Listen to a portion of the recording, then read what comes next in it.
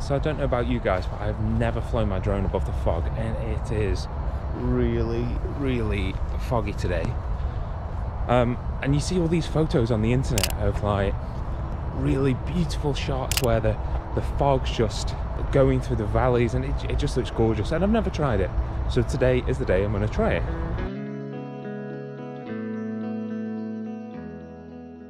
Because this was the first time I tried something like this, I wasn't really sure how to prepare. I knew that the fog would interfere with the radio signal and possibly the GPS. So in my head, I mentally prepared what I would do in case the drone drifted. I wanted to make sure I connected with as many satellites as possible before takeoff. So I managed to connect with 14 satellites in the end, and it wasn't getting any better. So I thought, let's give it a go.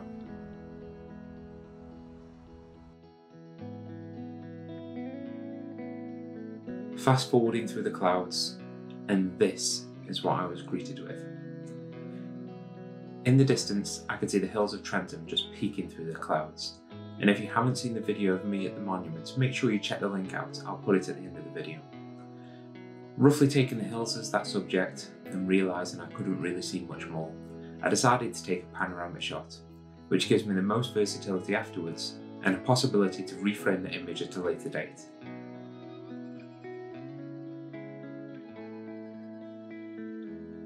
This was the image.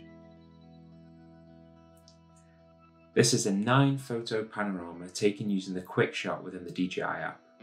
For this shot, everything was set to automatic, which I thought was best, so I wasn't distracted by fiddling with any manual controls.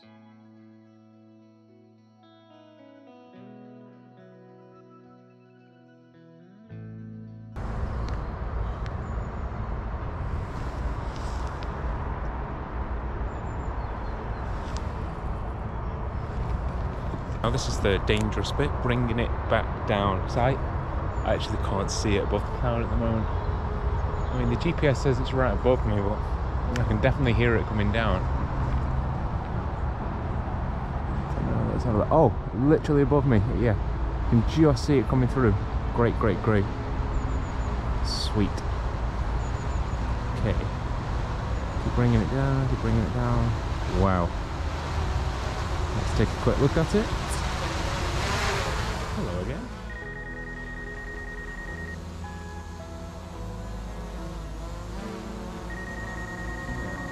It's actually not as wet as what I thought it was going to be. I think it's actually got more water on it from the ground when I took off. Okay, let's get this puppy down.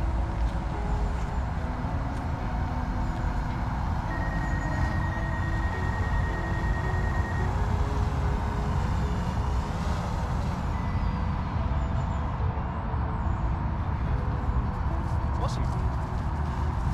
Looking at the drone now, you can see that there are some bits of water just on the propellers and the arms, and that is definitely from it ascending.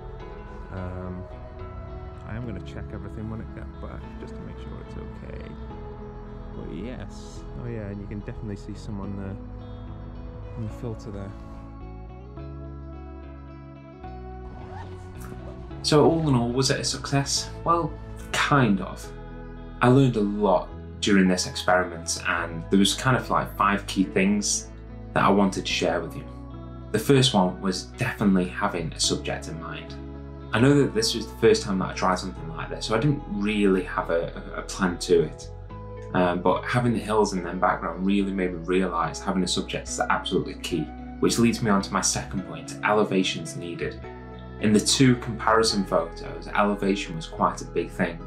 There was either trees or mountains poking through the fog, and that really helped to compose the shot and create the drama that you see inside these images. The third thing that I learned is that fog reflects a lot of light. It was really difficult to expose up there, and as I mentioned, I put everything in automatic because I realised it would take me time to tweak everything right, and I didn't really want to risk anything. So if you're doing this yourself, make sure you put in ND filters on the front of the drone. The fourth is having a backup plan.